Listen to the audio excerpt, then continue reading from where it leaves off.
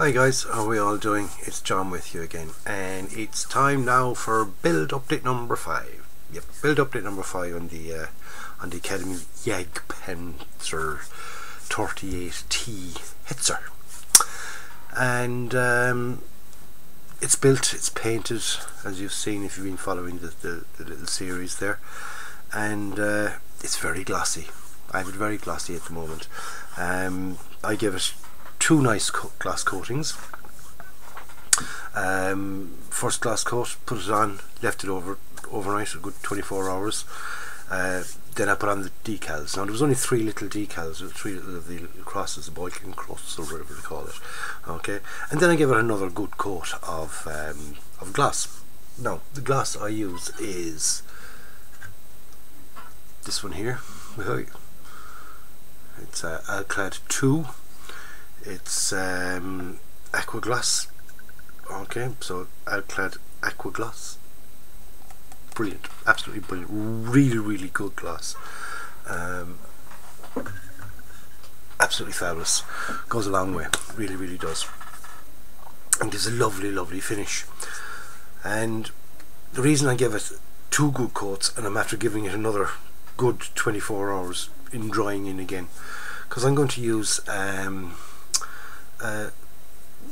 enamel wash on it. Okay, that's where I use enamel paint and white spirit, and I'm only going to give it a pin wash.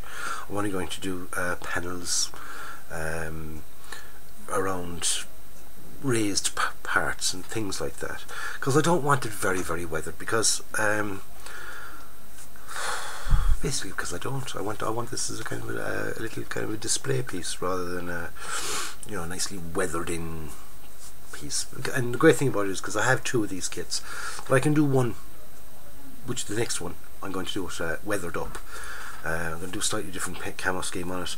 I'm going to paint it all up and, you know, have a bit of battle damage and just generally have it different. Okay, seen a bit of action, whereas this one is literally brand new, just after being delivered.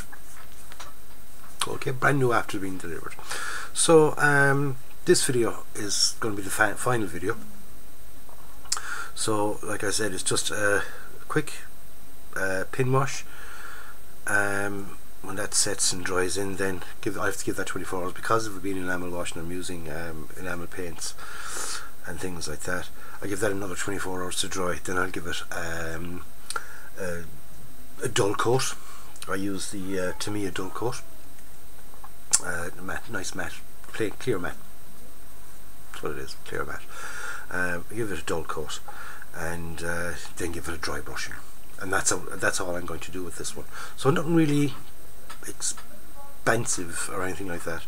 I have a nice little wooden board which you've seen. That's going to be the base, and a bit of das clay underneath it, a bit of grass or whatever, and just plonk it on, glue it into position. I'm going to have a nice little display piece, nice and small, cute and cuddly, without the cuddly bit.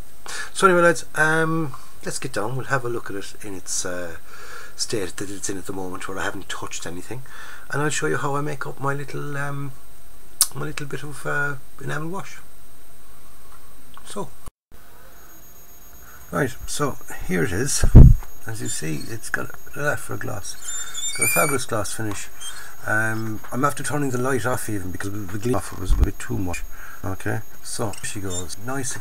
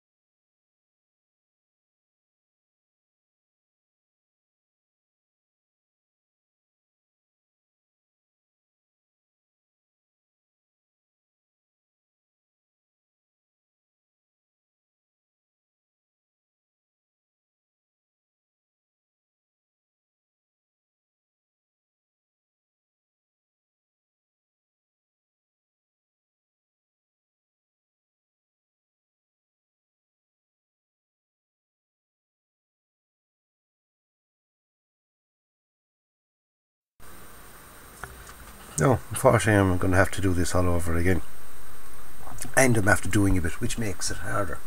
Okay, I made down my little bit of wash, okay, and I actually showed how I made it. I use these, they're it's a lid off a pill bottle, okay, pill bottle lid. Put in a small amount of white spirit, dipped a brush, okay, a brush that you really want, into this, which is the colour I'm using. It's Enamel colour from Revell, 8 number matte 8 matte black. Okay, mix it around, and you end up then with a wash. And how to test it then is just to put a little dabble onto something like a bit of a tissue and watch it. Is it dark enough for you or not? Okay. No. Then get another brush. Okay, this is the brush I use. They're cheap, cheerful pound shop brushes. Okay. Now, I did that line there. Now, as you see, it'll probably need a second one, so I'll give it a second one. That's the great thing about washes and things like that. If you make it too dark at the start, it's much harder to remove. But if you make it light enough, you can always give it a second coat. Okay, so now, there we go. That brings out that panel line very, very nicely indeed. Okay, now I also did this little ring around the top here. I'll do the center part of that. There we go. Do tiny little screw holes. A little raised panel there. A little raised, I don't know what it is, but a little raised nobule. Okay. So, there we go. And as you see, that's made them stick out very, very nicely indeed. Now, so what I'm going to do with this now is I'm going to continue on with it all, get it all done, leave it dry overnight, and then give it a dull coat.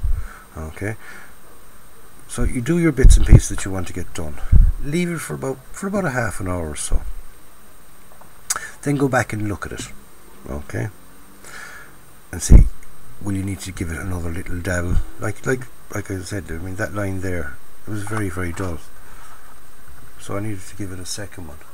But you can see the difference of that and the bit that isn't done.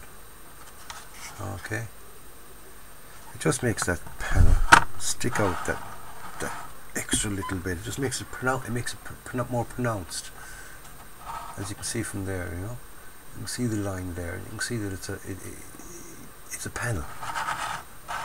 Whereas at that side, you can barely make it out at all. So it makes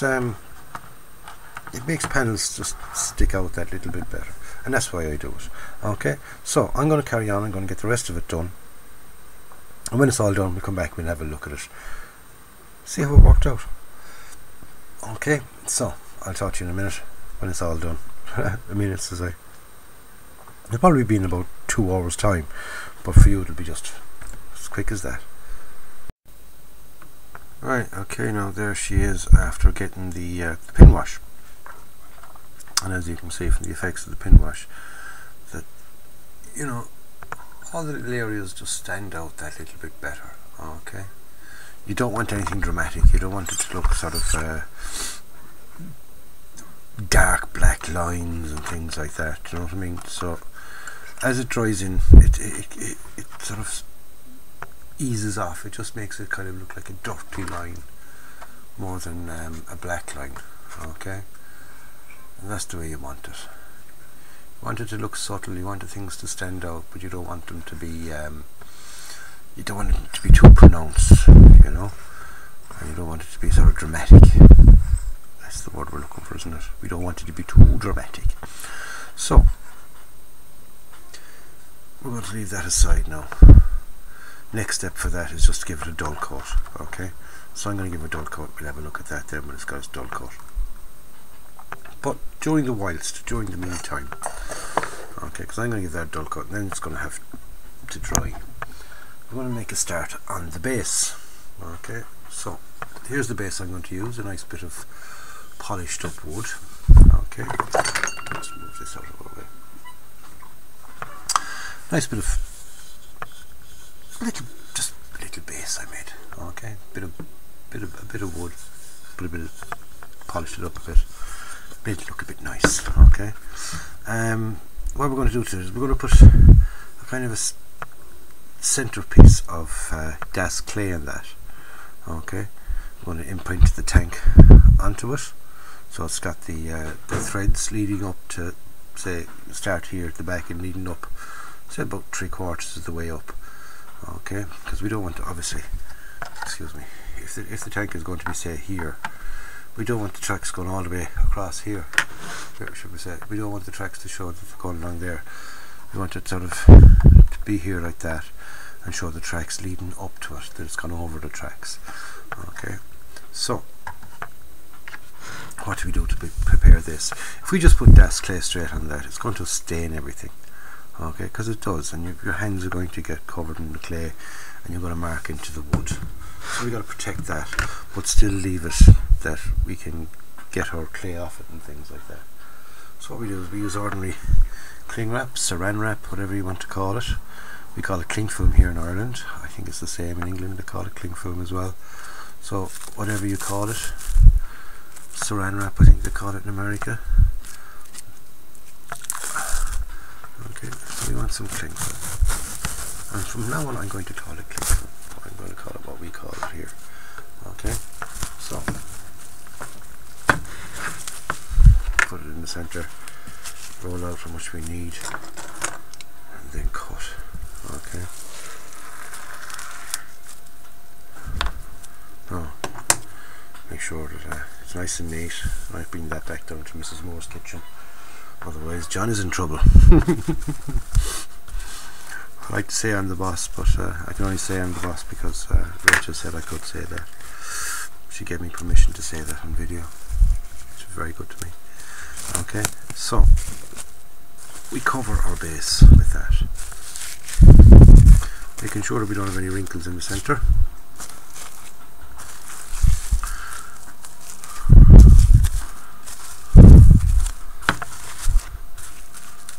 Okay, so I'm just bringing the camera up a bit there so it'll be easier. We can get to see a bit more of what I'm doing rather than just getting to see a bit of it. Okay, so we want our cling wrap to kind of stick onto that. And John, just remember, the cling wrap, it sticks to itself and it doesn't stick to the item. So I might have to use a bit more and kind of wrap it rather than trying to get it to go around. Oh, that'll do. That will do the job. Because we want to do is we want to put a das clay on that and let our das clay dry on that, and that will peel off then in the back of the clay. Okay, so this is the clay I use, das modelling clay. Okay, already have it open there because I used a bit on the on my base for my German guy. So we take a chunk of it.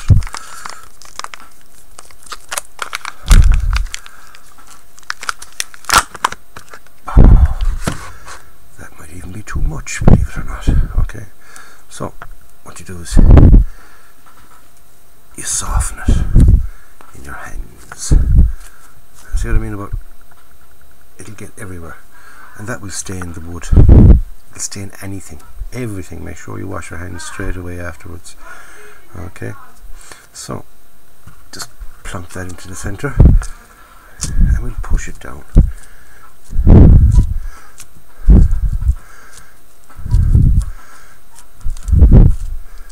All that squeaking is my chair, my squeaky chair.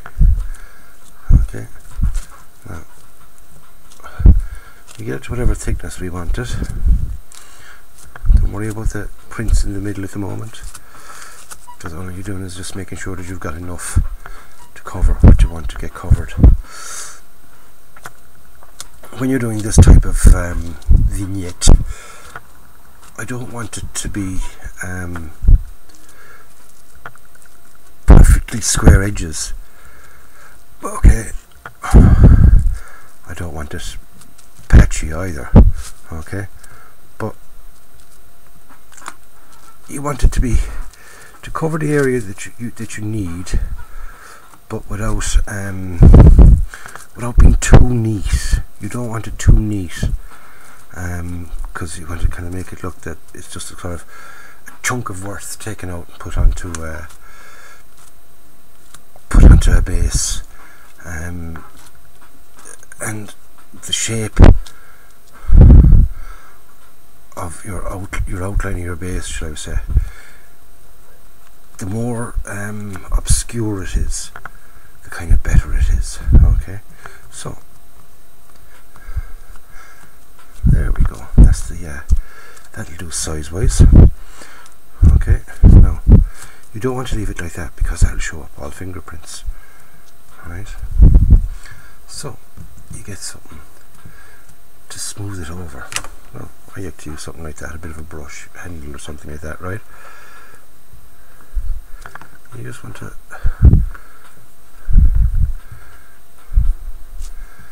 make it all smooth first. Okay, you don't want it to be you're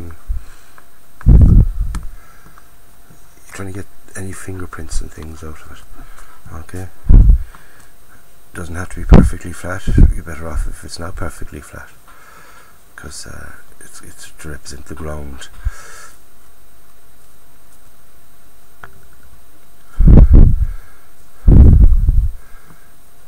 No, I'm happy with that, believe it or not. Okay, now if you look at that from a kind of an overview, you see what I mean about the shape of it. It's not too square. Okay, make sure it doesn't go over your edges. If you find it's kind of going over the edges, just push it back. Make sure that your cling film stays in there like that. I know I'm kind of spending a bit long on this, but making sure that it's right when you start, less things then to fix later on. Isn't that it? Okay, so there we go.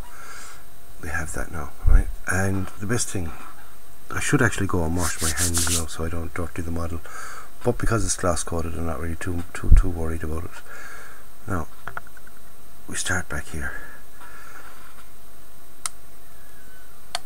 We want the imprint of tracks. See that? Now you don't need them too strong, okay? But we want to say like that, we go up as far as that. Right, now that's where we want to have it. So make sure it goes down into it, because we want it to kind of sit down onto it. Okay, not say resting on top like that. That is not good. Right, so what we do is you take it off. You have the track, so you have your width of how wide it is. Right, and we know we've got a bit of a raise there. So find something better than that. There we go. So we're going to push that down a bit. There, like that, on the width of our tracks.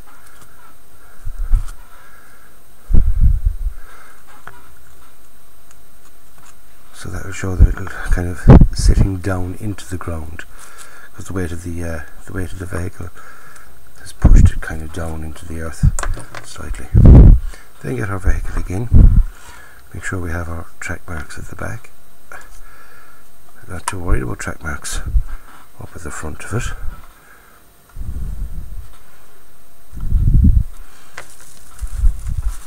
And take a look again.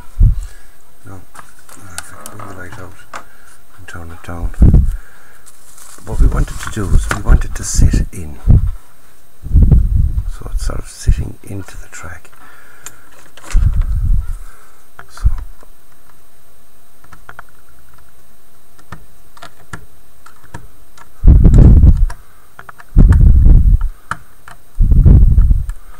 make sure we do it like that.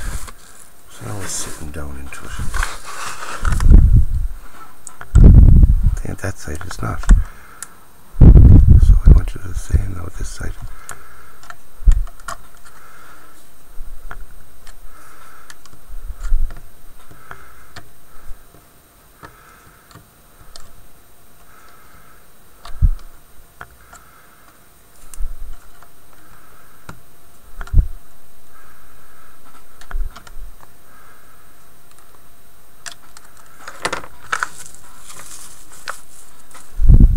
Thing. Raise at the side of it, just push down into it. Alright, once we have that done, then what we can do is a screwdriver will do it like that. I'm kind of pushing like that. That's a bit.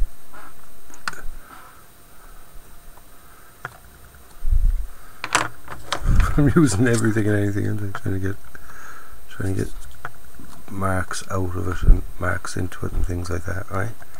So I want to make all the rest of it.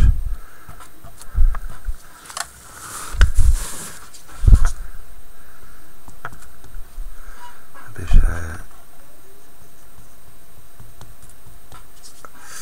just a bit rougher.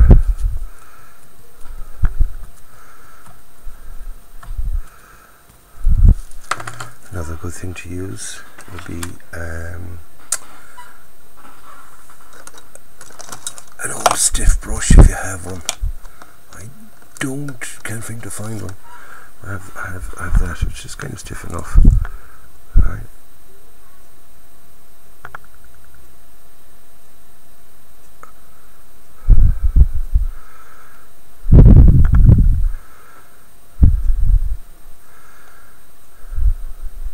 The thing about gas clay is it takes ages to dry, which is fabulous because it means you've got plenty of work time with it, and your model isn't going to kind of stick in there.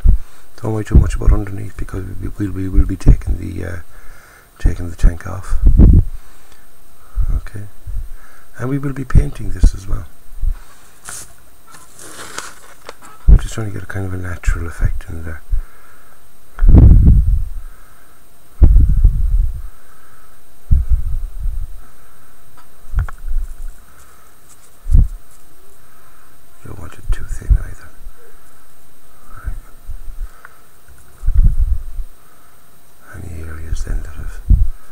You're not happy with, now is the time to fix them.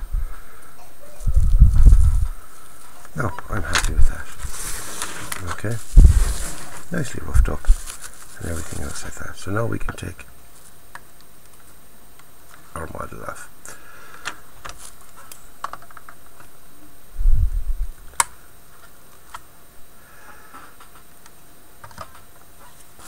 Now we've got our track marks, see them? Track marks are there. We get our brush.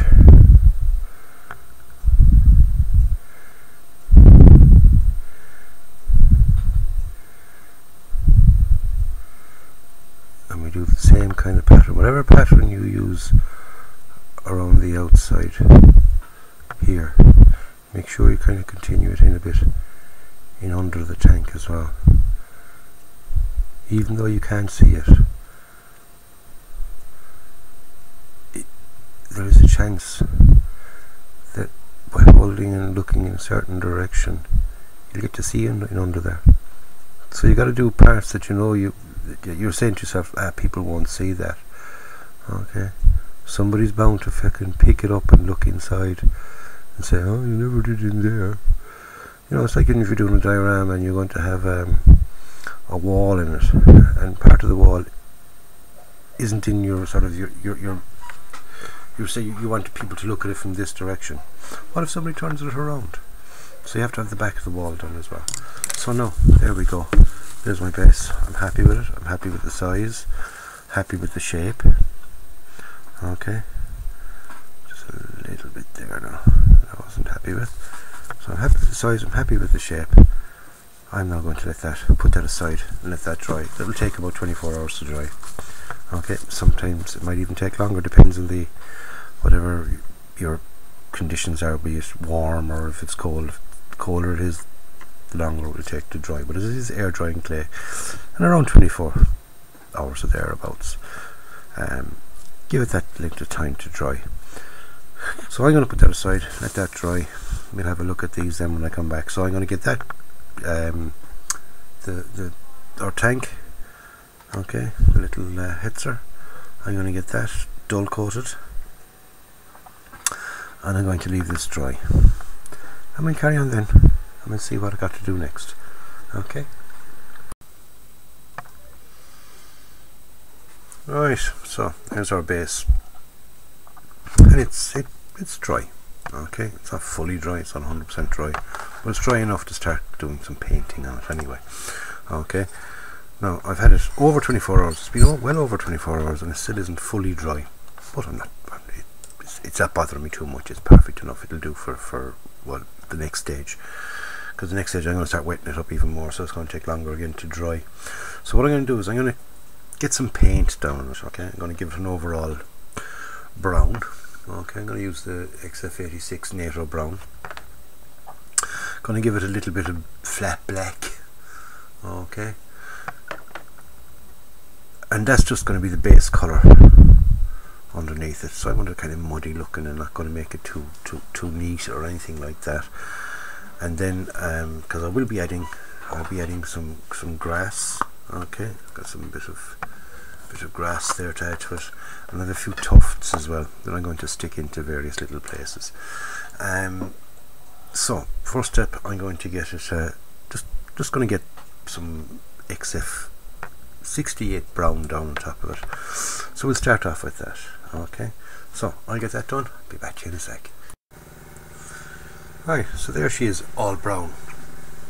Now you can hear my compressor humming away there in the background, so therefore I'm just finished it, and all I'm after doing is I'm just after giving it my airbrush just a little wipe out. Okay, and what I'm going to do now is I'm going to add some flat black, shaky, and I'm only going to add this from one direction. Okay, not the group, one direction, the old boy band, but I'm going to spray it at an angle, and I'm only going to give it from one angle. Reason is it just gives a bit of variation. There's a word I learned there recently, variation, tonal variation. Love it. Alright, so we're going to be watching it from this side. That's the side it's going to be mainly viewed from. Okay, left to right. So if I give it kind of a 45-degree-ish angle, and just give it a cross flow, nice and gently, and give it a pass over and a pass back. That's all I'm going to do.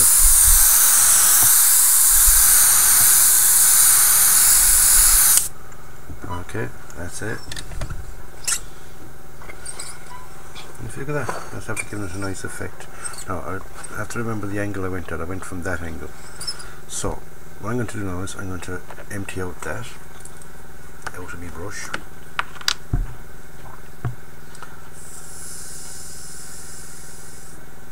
Okay. Spray the last bit off.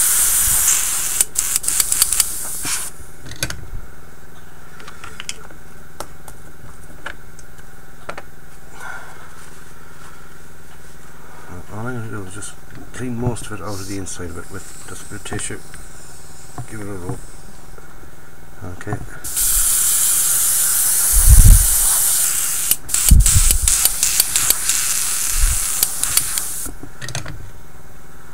Now, I mean, now you wouldn't do things like this, do you know what I mean? And I have a bit of the dark yellow, okay? The XF60 dark yellow. Oops, that's it, bang the old top there, John. Right. So I'm just going to put just a little bit of dark yellow in there as well.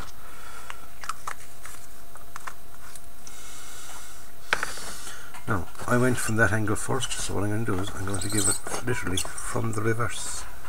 Well, not the reverse, but from the opposite side with the dark yellow. Okay?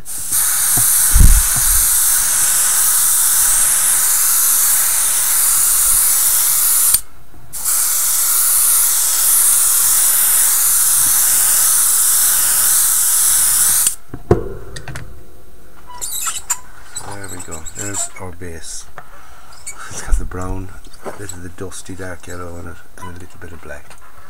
Alright, so there's our base. I'm going to leave that dry, and then I can start putting on the grass and things. Okay, so that's just my muddy base.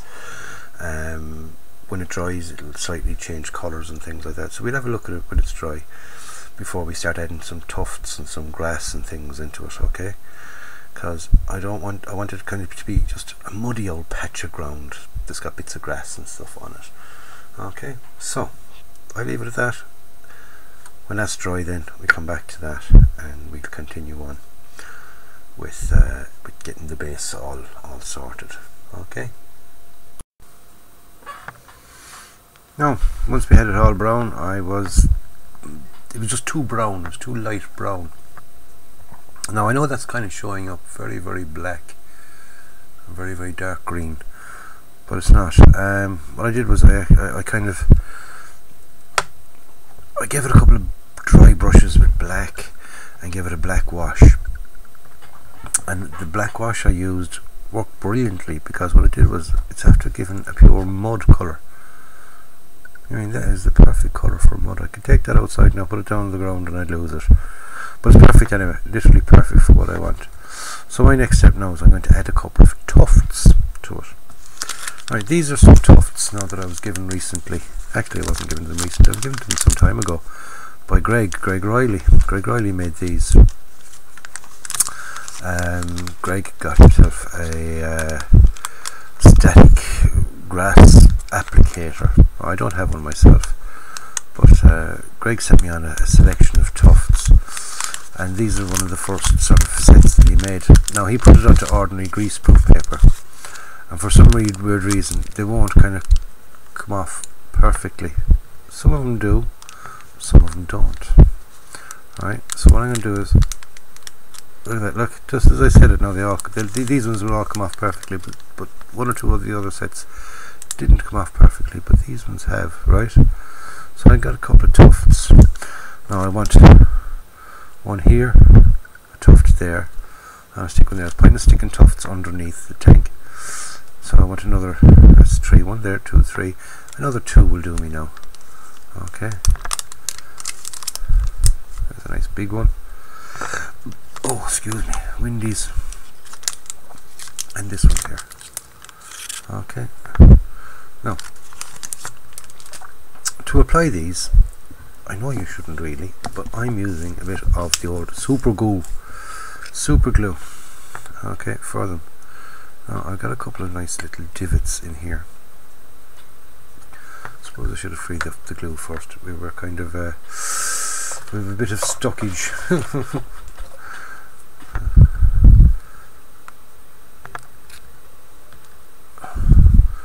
I don't think that cleared it. I did. Just needed a little pop. Okay, so where was I now? I want one up about here. Okay, so I'll apply my super glue up there. Get the tuft I want to put in. I'll put in this nice big one. So because I'm putting a bigger one in, I'll put a bit more glue in. Now super glue has this great thing about the fact that it dries clear on most objects. So I'm just hoping that it will dry clear on this. Okay, so we push our tufts down to where we want them. I use these things now. I get these in that cheap paint brush set that I get, okay, from the pound shops, and it's a nail art set. It comes with a couple of these little yolks, and they come in dead handy for things just like this. Okay, so there we go. Push it down into place. There's me tufts. I will have one there. I said we want to have one about here. Okay. Just plop it down. Oops, it is.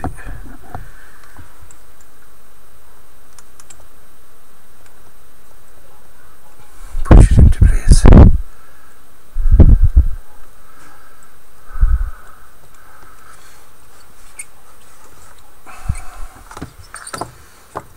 One at the front.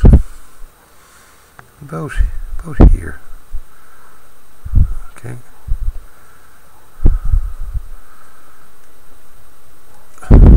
Think about when you're using tufts. Don't overuse them. Okay. You're going to use some static grass and things and grass and stuff anyway. But if you overuse your tufts, it may appear realistic, as in, you know, the ground is pretty tough, loads of tufts in it and things like that. But for some weird reason, it's one of those things that don't transcend to modelling. As in, yeah, it would be right in real life, but for some weird reason, when you put it onto models, it just looks too much. It does. It just looks too much. Now that's a personal view. Okay. You may think differently yourself. Excuse me. Or personally, I think that when tufts are overused, they don't look realistic.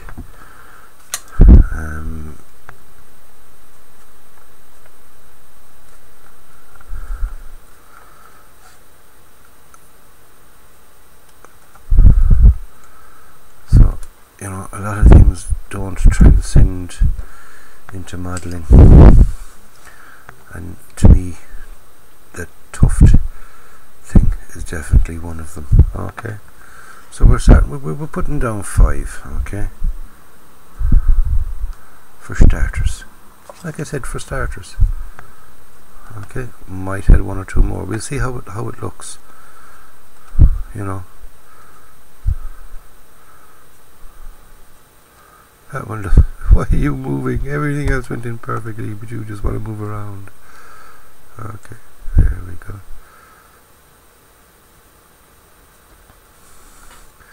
Right, so there's our couple of tufts in.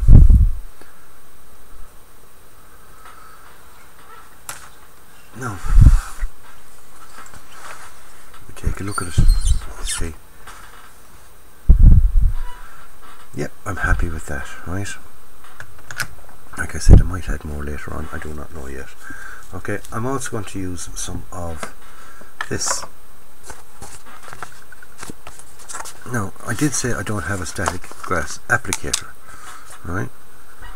But you don't really need a static grass applicator for grass to be, you know, to have grass. Yes, you do if you want all your grass nice and standy up. I mean, you won't get it to stand up unless you do have an applicator. But if you just want to have your bit of grass there, you don't really need the applicator for it. Okay, simple as that. Right, so what I'm going to do now is I've got some ordinary PVA white glue. Okay.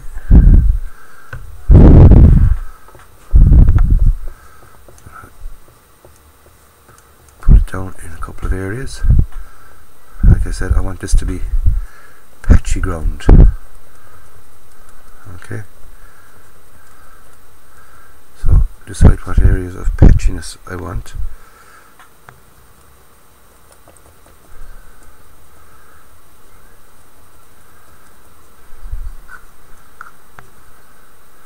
And how patchy I want it.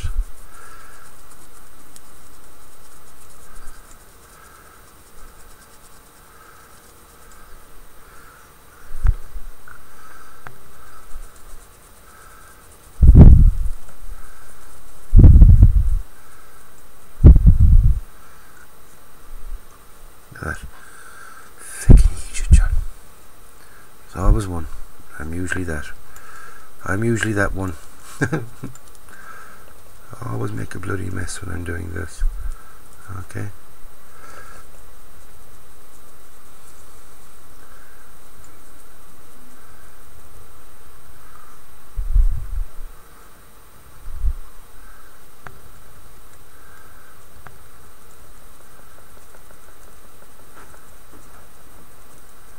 So there. Now, just thin it out a bit there. That's enough. Okay. Like I said, I'm going for patchy ground.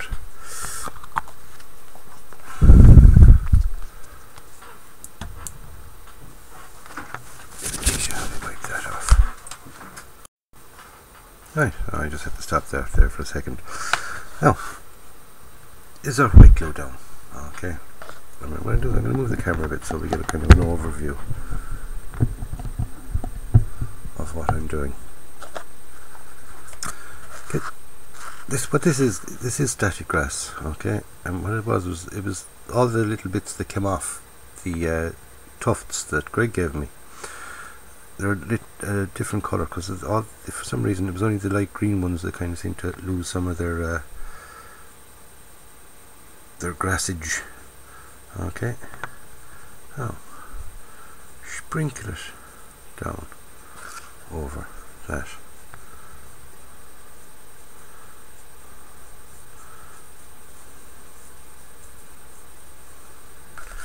Now you don't need to see me putting it down over all that, so I'm going to put it down over it, get back to you, and we'll have a look at it then. Okay, and then I'll show you what I do then after that.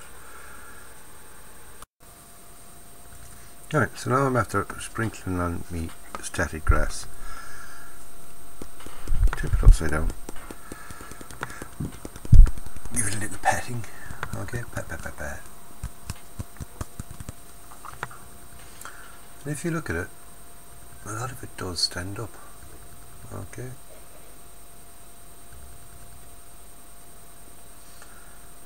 Now remember that PVA glue dries clear, so you won't have that whiteness in there. But with a few tufts and things, it's quite nice. Okay. Now, what you can do is sweep up your bits of static grass that you emptied upside down. The areas are still a little bit patchy because I only had a small bit of the static grass, so I didn't have a big load of it. Okay, so sprinkle those on there to the areas, like I said, that are a bit patchy, bit sparse, and too much glue showing. Because yes, the glue will dry clear, but it kind of a bit of a shine to it as well.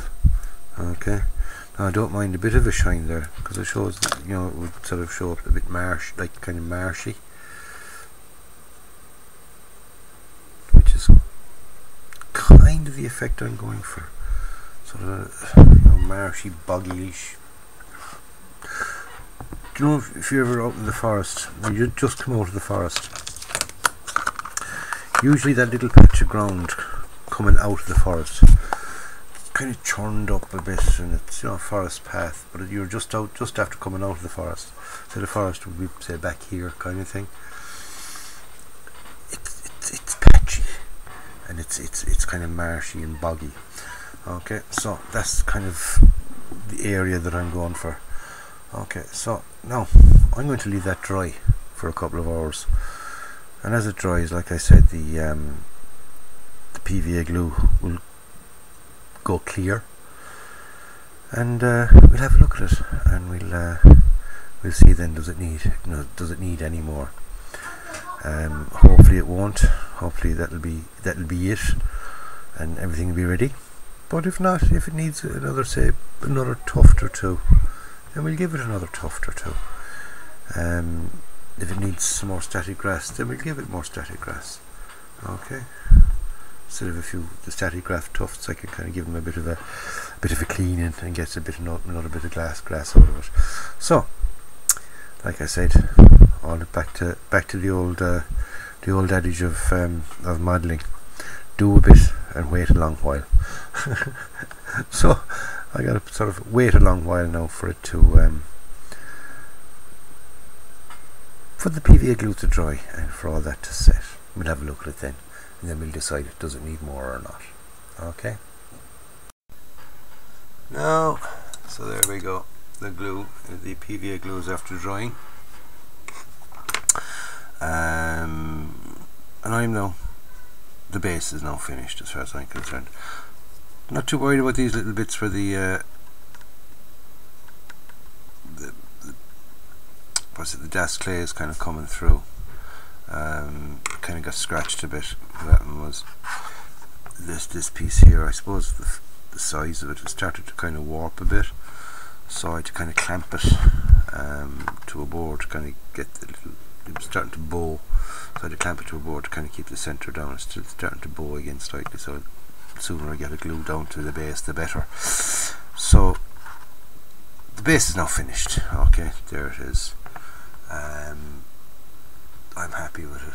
If you look at it kind of sideways on, it really does look like a patch of muddy ground, you know.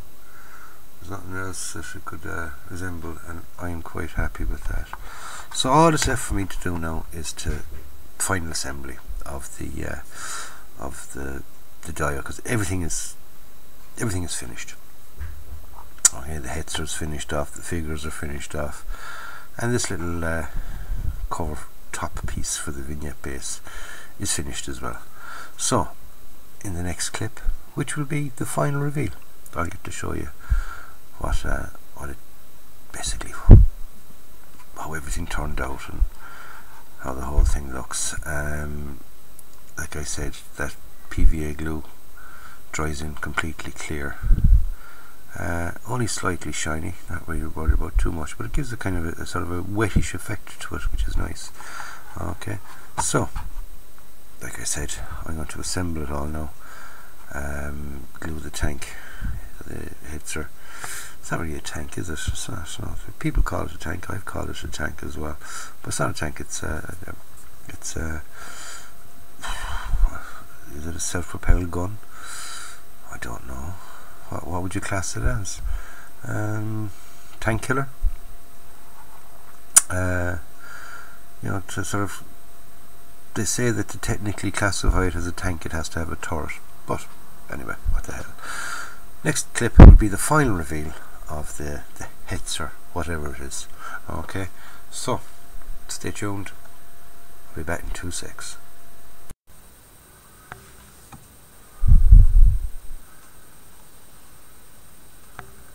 And there she is, lads. This is the final reveal of my little Hetzer 1/35 scale from Academy. Jagdpanzer 38T Hetzer. Okay, little vignette. Hope you've been following the build for it, so I don't have to explain too much here. Very, very enjoyable kit. Really is. I'm glad that I've got a second one there, because I'm going to enjoy doing it. I'll be doing it in a month or two time, we'll see. But in the meantime, here is this little Hetzer. As I said, it's the Academy Hetzer. Very enjoyable kit to make, and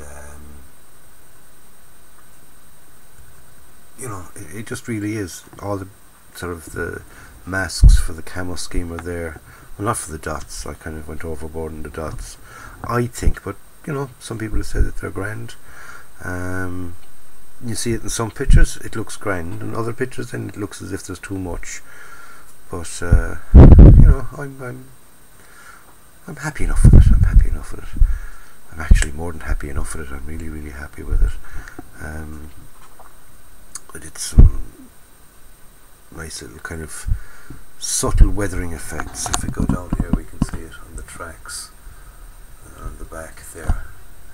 There's some nice kind of rusting, but yet looking metallic. You know, you don't want them too rusty. They'll pick up mud and dirt, so it's got a big mixture of mud and a bit mixture of sort of rust and God knows what else in there. Pin washing came up grand. I didn't do any battle damage on it, but I really am, you know, look at that, really happy with how the tracks turned out, how the little vignette turned out, and basically how the whole thing, you know, went together, and really went together well. And very enjoyable kit, like I said. So hope you liked it. Hope you stay tuned to the channel for more. If you did like it, give it a thumbs up. Anything you'd like to say, you can stick it in the comments box. I do reply to the comments, even if it's just a case of thank you and sort of the little smiley face and the J. That means that I've read your comment, and you know, I'm happy. So, like I said, stick a comment in the comments box below, give it the old thumbs up, and subscribe to the channel if you haven't subscribed. That's all I can say. So I'll see you on the next one, lads. Stay safe. Don't forget to join us every Monday with myself and Abs for the bum. That's our bench update Monday. Stay tuned to the channel for the next video coming up, which will be the unboxing of the next kit I'm going to build. And as usual, I'll do my build series. The way I do a build series, it's not probably the best way to do one, but you know, any little problems I come across, I'll let people know. And as we found out with this one, you know, ways that I had initially planned on doing it didn't work out that way, and you know, and subsequently I said, right, in hindsight I should have done it differently. Luckily enough, I do have a second one, so little things that I did wrong, and well, I wouldn't say I did wrong, because you know, if they were done wrong then it wouldn't have turned out, but it just made it kind of harder for a finish, especially with the wheels, attaching the wheels. I'll definitely leave them off until a later stage the next time. So I'll leave it at that, lads. Don't forget, like I said, enjoy your modelling, enjoy the hobby, because that's what it is. It's a hobby, it's not a pastime, it's not a professional thing. Yeah, I have a couple of ads on my channel. Yeah, I make a few quid out of it, and when I say a few quid, I mean literally a few. I sort of I think it works out at around 80 cents per day. I make it, so I'm not going to retire on it, but it covers the few odd expenses I have with the channel, and you know, buying kits, glues, paints, things like that. So hope you liked it. Hope to see you again soon. It's John signing off and saying, go out, buy yourself a kit, build it and enjoy it, because that's the main thing. See you in the next one, lads. Stay safe.